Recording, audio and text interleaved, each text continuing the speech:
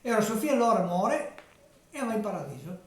Si presenta a San Piero dice: senti qua, non è posto per te, perché ti ne hai vita, te che hai fatto tante robe che non devi farle, dici più che te vai più su. Vabbè, allora parte, devi andare su. Andando su dal paradiso e trova un pastore che deve andare su, con 50 pecore. Dice: cosa hai detto che ti piangi?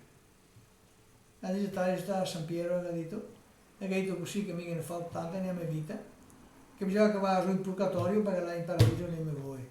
Ma sì, mettiti in mezzo qua, che ha detto, mettiti qua in mezzo a Pievre, che mi di San Piero va su, io lo conosco, 50, 50 non guardarla, no.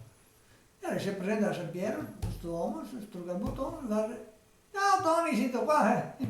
Quante Pievre che hai? C'era 50, 51, sì, va bene, entra, vabbè, entra, e a Sofia Lora camminando da Pievra, cammina un po' meno, no? Signora, devo guardare, San Piero, devo guardare sta Pievra. Ciao Tony, mi sento dire che razza che è Pievra. Perché Gaito? Perché Gaito? Hai te per davanti a Barba per da Dio?